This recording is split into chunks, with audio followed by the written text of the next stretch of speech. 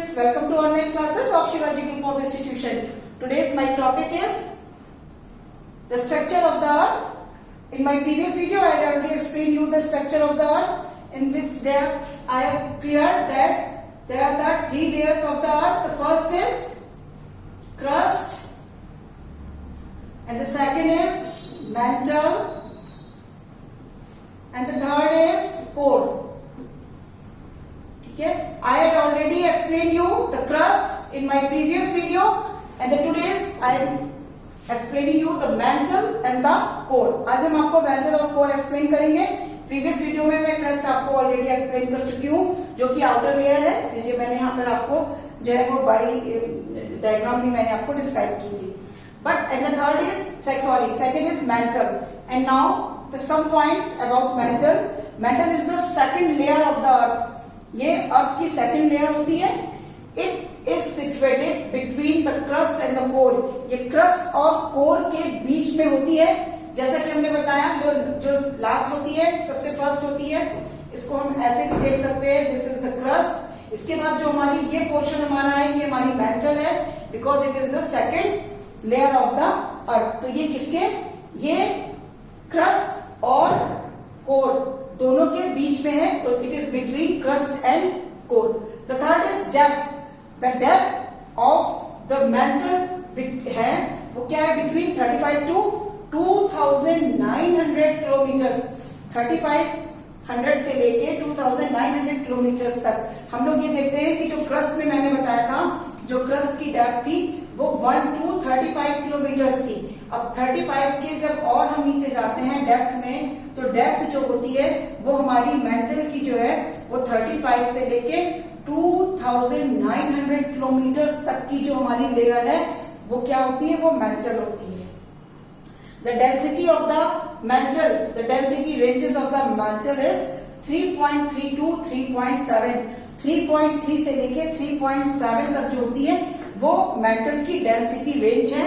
And the next is composed of magnesium and iron silicates.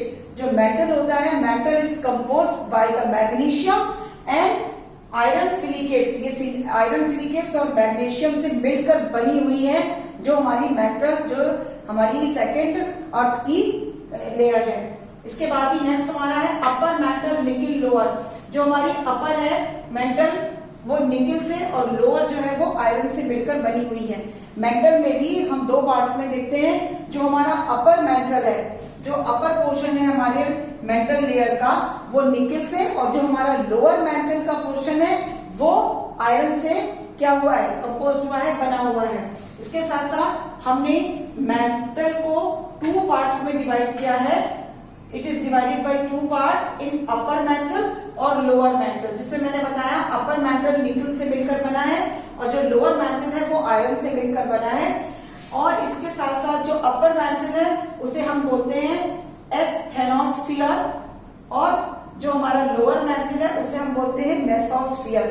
तो जो हमारा asthenosphere है वो हमारा मॉल्टेन स्टेट में है, मतलब लिक्विड फॉर्म में है. मॉल्टेन मतलब लिक्विड होता है, जिसको हम लोग मॉल्टेन मैग्मा बोलते हैं. क्योंकि हम लोग बार बार ये बात करते हैं कि जो अर्थ है उसमें अभी भी जो हमें बाहर से जो अर्थ दिखती है वो एक सॉलिड दिखती है, बट हम जैसे जैसे इंटीरियर ऑफ द अर्थ जाते हैं तो वो क्या हो रहा है, यहाँ पे टेम्परेचर इंक्रीज होता जाता है. और जब बिल्कुल हम इनर, अभी हम ये मैटर पढ़ रहे हैं, जब हम कोर पढ़ेंगे तो हम और देखेंगे कि जब और हम अंदर इंटीरियर जा रहे हैं तो अंदर जाके एक सिर्फ मॉल्टेन मैग्मा लिक्विड फॉर्म में अभी भी जो है वो लावा के रूप में हमें दिखता है. तो ये हमारा जो अपर मेंटल है वो मॉल्टेन स्टेट में है, और जो हमारा लोअर मेंटल मेसोस्फीयर है वो हमारे सॉलिड स्टेट में है. तो ये हमारा मेंटल के बारे में हो गया. And now let's start from the core. The core is the third layer of the अर्थ, और ये सबसे अंदर की अर्थ की जो लेयर होती है कंसिस्ट ऑफ 2 लेयर्स. इसको हम 2 लेयर्स में डिवाइड करते हैं, कोर और इनर कोर. एक हमारी होती है कोर और एक हमारी होती है इसकी इनर कोर. इसको हम 2 पार्ट्स में डिवाइड करते हैं. सेंट्रल पार्ट ऑफ द अर्थ, जो हमारी कोर लेयर है वो हमारी अर्थ का सेंट्रल पार्ट होता है, मतलब बिल्कुल बीच का पार्ट होता है. जैसे हमने ये देखा अर्थ है, तो ये देखिए हमारा ये जो सेंट्रल पार्ट है, दिस इज कोर. तो it consist nickel iron alloy. ये भी कंसिस्ट होती है निकिल से, आयरन अलॉय से, जिसलिए हम लोग उसको निफे भी बोलते हैं। निफे का मतलब होता है निफे, जिसमें Ni का मतलब होता है निकेल और Fe का मतलब होता है आयरन। तो निकेल और आयरन एलॉय है। इसका जो टेम्परेचर है हमारा, इसका कोर लेयर का जो टेम्परेचर होता है वो अबाउट 2700 डिग्री सेंटीग्रेड है। जो आउटर पैरामीटर है जिसको हम दो पार्ट्स में पढ़ेंगे, एक तो आउटर और एक इनर। तो जो आउटर पैरामीटर है वो है हमारा 2900 kilometre from the surface. Surface से अगर हम उसका आउटर पैरामीटर देखते हैं, सरफेस का मतलब है फर्स्ट लेयर, यहाँ पे हमारी क्रस्ट से, अगर हम क्रस्ट से देखेंगे तो क्रस्ट से जो हमारा कोर का पैरामीटर है वो हमारा है 2900 किलोमीटर। एग्जिस्ट इन मॉल्टन फॉर्म, और ये हमको मॉल्टन फॉर्म में ही मिलती है। इसके बाद हम इनर कोर के बारे में अगर हम देखें तो जो हमारे इनर कोर का रेडियस है वो 1400 किलोमीटर है। कंसिस्ट ऑफ निफे, बताया मैंने। जो हमारा आउटर पोर्शन है वो निकल आयरन एलॉय से बनकर कंसिस्ट होता है, बट ये जो हमारी इनर कोर है वो निफे से कंसिस्ट हो रही है। Force into a solid state, force करती है सॉलिड स्टेट की तरफ को। And the density of this layer, और इस लेयर की जो डेंसिटी होती है वो 14.5 से लेके 16 तक होती है। तो the density of this layer is 14.4 to 16 and the temperature of this layer is at least 4000 degree centigrade. सोचो कितना ज्यादा, क्योंकि हमने बोला जितना ज्यादा हम लोग इनर इंटीरियर जाएंगे तो जो हमारा टेम्परेचर है वो बहुत इंक्रीज होगा। तो जो टेम्परेचर है वो एटलीस्ट 4000 डिग्री सेंटीग्रेड है। So that's is all about the core.